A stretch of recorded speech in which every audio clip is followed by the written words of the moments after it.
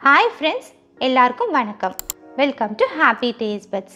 இன்னைக்கு நாம Happy Taste Budsல ஒரு ஸ்நாக்ஸ் ரெசிபி தான் பார்க்க போறோம். ராகி முறுக்கு எப்படி செய்யறதுன்னு பார்க்கலாம் வாங்க. 250 ml கப்ல ஒரு கப் ராகி மாவு எடுத்துர்க்கேன். எல்லாமே ஜலிச்சு சேர்த்துக்க போறோம். இது கூடவே 1/4 கப் அரிசி மாவு. இது கூட 1/4 கப் பொட்டுக்கடலை மாவு. இப்போ இதை ஜலிச்சுக்கலாம். இப்போ இதை ஜலிச்சு எடுத்தாச்சு. இதில் காரத்துக்கு நல்லா 1 டீஸ்பூன் அளவுக்கு மிளகாத்தூள் சேர்த்துக்கோங்க. காரம் வந்து உங்களுக்கு ஏற்ற மாதிரி நீங்கள் அட்ஜஸ்ட் பண்ணிக்கோங்க. நெக்ஸ்ட்டு இந்த முறுக்குக்கு தேவையான உப்பு சேர்த்துக்கலாம். நான் 1/2 டீஸ்பூன் பவுடர் சால்ட் சேர்த்துருக்கேன். அண்ட் 1 டீஸ்பூன் அளவுக்கு எள்ளு சேர்த்துக்கலாம். நான் இன்றைக்கி கருப்பு எள்ளு சேர்த்துருக்கேன். அண்ட் இது கூடவே 1 டீஸ்பூன் அளவுக்கு பட்டர். இப்போ இதை நல்லா கலந்துக்கலாம். இந்த பட்டரை வந்து இந்த மாவில் நல்லா மசாஜ் பண்ணுங்கள்.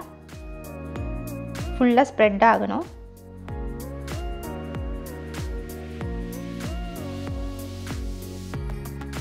இப்போ இந்த பட்டரை நல்லா இதில் மிக்ஸ் பண்ணியாச்சு. மிக்ஸ் பண்ணிவிட்டு இப்படி பிடிச்சி பாருங்கள். இந்த மாதிரி ஹோல்ட் ஆகுதுல்ல, இந்த மாதிரி ஹோல்ட் ஆச்சுன்னா நம்ம சேர்த்துருக்க பட்டர் போதும்னு அர்த்தம். இப்படி ஒரு வேளை சேரலைன்னா இன்னும் கொஞ்சம் சேர்த்துக்கோங்க. அப்போ வந்து நமக்கு முறுக்கு நல்லா வரும்.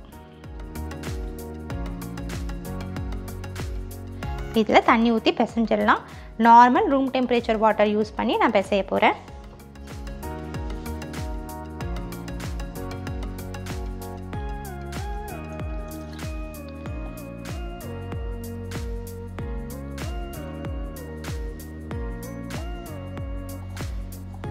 இதை வந்து சப்பாத்தி டோ மாதிரி கொஞ்சம் சாஃப்டாகவே பிசைஞ்சுக்கோங்க.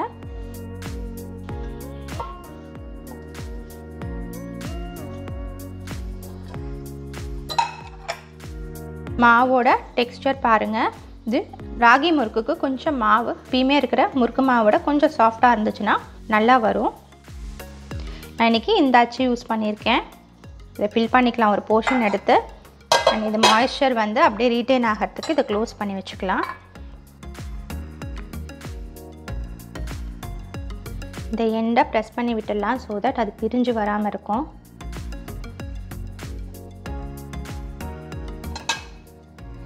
எண்ணெய் சூடாகிடுச்சான்னு செக் பண்ணிவிட்டு போட்டுப்போம்.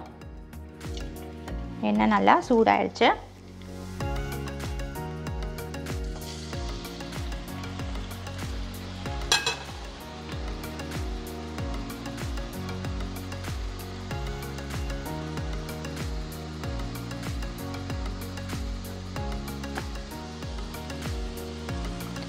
கடாயில் எத்தனை முறுக்கு பிடிக்குதோ அத்தனை மட்டும் போடுங்க. க்ரௌட் பண்ணிடாதீங்க.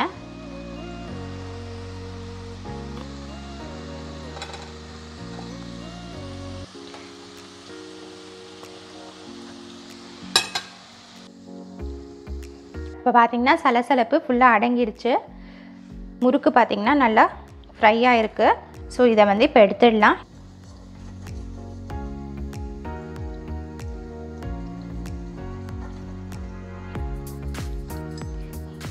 இதே மாதிரி மீதி இருக்க மாவையும் முறுக்கு சுட்டுட்டு லாஸ்ட்டாக பார்க்கலாம்.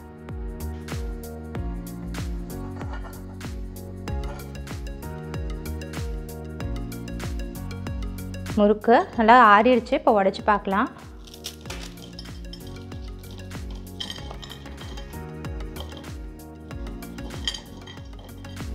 நீங்களும் இந்த ரெசிபியை ட்ரை பண்ணி பாருங்கள். ட்ரை பண்ணிவிட்டு உங்களுக்கு எப்படி பிடிச்சதுன்னு சொல்லிவிட்டு எனக்கு கமெண்ட் பாக்ஸில் மறக்காமல் சொல்லுங்கள். ஃப்ரெண்ட்ஸ், உங்களுக்கு இந்த ரெசிபி பிடிச்சிருந்துச்சுன்னா லைக் பண்ணுங்கள், ஷேர் பண்ணுங்கள். ஹாப்பி டேஸ்ட் பட்ஸ் சேனலுக்கு சப்ஸ்கிரைப் பண்ணுங்கள். தேங்க்யூ.